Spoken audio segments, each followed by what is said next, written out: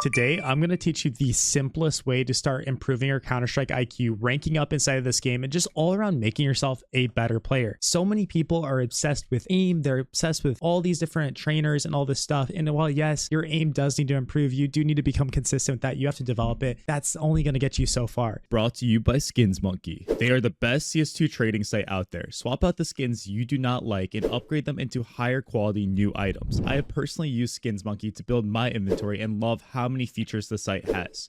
The best thing is that you can gain your own crazy deposit bonus of 35% by using my code CoJoMo. They also have a freebie section where you can get free new skins by completing tasks, and you also get a $5 bonus by clicking my link in the description of the video. If you guys don't know me, I do coaching with hundreds of different players. I help them develop from all different levels. And by far, the biggest thing that just everybody takes for granted is utility inside of this game. I'm going to help you understand in very simple ways how to use utility to boost your gameplay, to help you push into elos that maybe you don't, in quotes, deserve. Maybe we're going to make it so that you are fighting level 10 players as a level 6 aimer. So ideally, we're really just going to help you understand what needs to happen in order for you to push higher and higher. The first thing being, guys, you have to get so good at just simple flash plays. And this is a lot of time going to come from your duo queue, which, by the way, if you're not duo queuing, trio queuing, 4 or 5 queuing, then you are already putting yourself at a disadvantage. You genuinely might be above your elo, right? And most people I coach, they're pretty much where they belong, to be honest with you. There's rare exceptions where people are way undervalued and where they should be in elo. So that's the first thing, is stop coping with that as well. But guys,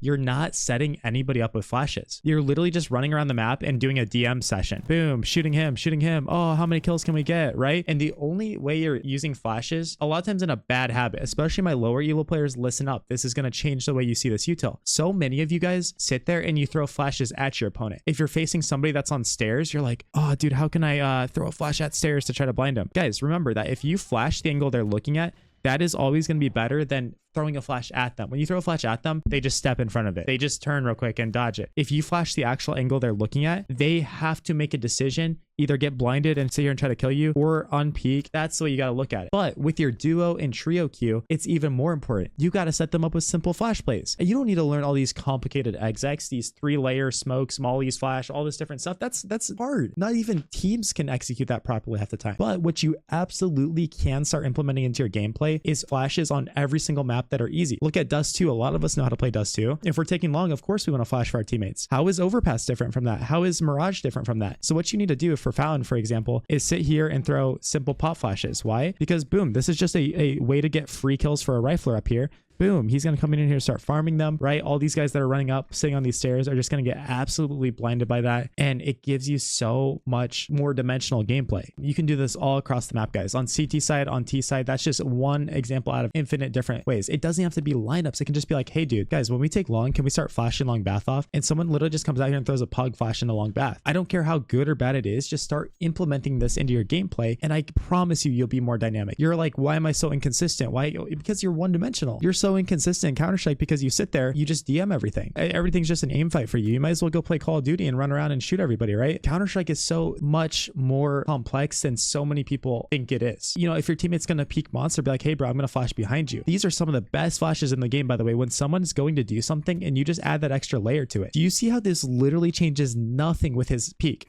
Nothing. But if people actually are here, which is the reason he's peeking it, they are absolutely just going to eat that, especially the closer they are for this specific flash. So don't miss out on this simple way to improve. Hey bro, I want to reaggress short. Okay man, let me flash in front of you. Boom, I'm going to flash up here for you to go reaggress short. So he's up here. Oh yeah bro, okay cool. Boom. Come in here and just destroy all these people. Why not? It's like people literally just think for themselves. They don't think about the other teammates and how they can help them. If my teammates on A are getting ran down, I might be like, hey bro, flashing behind you. And I chuck this flash for the guy that's on truck because he's getting ran down. Look, for him, again, it does nothing. It does nothing. It's just another thing that's there. But for these guys, round over. You look like a pro when you do this. It's the simplest way to improve. If you're not doing it, you're going to fail. Now, the other thing that you guys have heard me talk about a million times on this channel, but honestly, guys, it's just still not happening with 99% of the players I coach, even level 10 players, even the 3000 elo players I work with, is defensive smoking. So many situations you face, so many different positions you put yourself in could be remedied by just a smoke. Say you're coming here to fight monster early and you're just getting 4 flashes thrown at you, you're blind. You could just run away to pit, drop a smoke down, and a bonus is also using your flash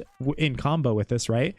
But now look, we could at least play some more unique angles and pit here. And obviously, hopefully we have teammates as well that can crossfire with us, do all these different things. Or, you know, like even just dropping a smoke down up here and being able to now play barrels from more unique positions, or you just bunker down. Maybe you just bunker down barrels. And look, it's like, how do we scale on the site now as T's? So many of you are just completely missing out on this part of the gameplay. This is just a free coaching lesson for you guys out there. This map, every single map you're playing is a blank canvas. Overpass. This is the overpass canvas. And when you sit there and you just allow the T's to paint on the canvas with their utility, right? They're throwing these smokes. They're mollying here. They're mollying here. They're throwing a million flashes on the site. We're failing if we don't do anything about that other than use our gun. You're playing in their world. You're playing on their canvas with their painting, and you're not doing anything to change that. All it takes is one defensive smoke to block a lot of this stuff. You know, a lot of times people actually do defensive smokes when a molly's down on them. That's the only time they do it. Or I get mollied, so I smoke myself off, come out here, and now I can be a little more dynamic. I could maybe even get some kills, boom, and come down here and go play another position, which, yes, repositioning, you've seen my videos all the time, is so vital. It's one of the most important things. But if you're going to take anything away from this video, guys, it's the fact that this stuff just makes the game less fair for your opponents. I think it's so sad when I watch 99% of the players I coach, and I sit there and I'm like, dude, all the fights you're taking are just fair. It's a fair fight. Whoever wins it, wins it. You're coming up here and just dueling. You know, if you're sharper than them, you're going to get the kill. If they've got better aim than you, or they have more people than you, they're going to kill you. How unfun is the game when we're playing like that? You should play the game to be the most frustrating player ever, the most ratty player ever, just most annoying person to face off against. I might as well throw this in here. We've talked about this a lot on the channel recently, but yeah, like even stuff like boosting. Why not, guys? Do these cheeky little boosts that will actually just give you a crazy look into the round. You got to play more dynamic, push yourself, and think in all sorts of different directions. And again, this isn't just CT side, this is T side, especially the defensive smoking and things like that. That's just good stuff in retakes as well. I mean, you could even do it in postman. So what the pros are really good is, say they're forcing bomb down on dice here and they hear the CTs scaling up, they're about to try to run out at the guy on dice, he gets that bomb down, they're in this transition zone at the highest level of CS. But you guys can do this because it's not hard. They're literally just like, dude, flashing over you. Okay, cool. At worst, it does nothing, right? But at best, when this guy's getting ran over, about to get killed, oh my goodness, now this guy's flustered. He can't just get that free kill he thought he was going to get. It's so good. Say I was opping divider and I had a teammate long side here in a retake, a 2v2, and I go here, I get double peeked, I kill the first guy. What I might do is honestly just throw a flash over myself to distract, and then get ready to just play the post plan. Even if that flash doesn't necessarily do anything, it distracts, it makes it harder for him to actually do anything off of it, and all around it just makes us so much more dynamic in the round. You guys are missing out on this in your gameplay. Start implementing it, start doing better with this. I want to shout out my YouTube members. Thank you to every single one of you guys that go above and beyond to support this channel. You guys are amazing. Check out my Twitch streams every single day over my channel. I'll catch you guys in the next video. Peace out. Peace out.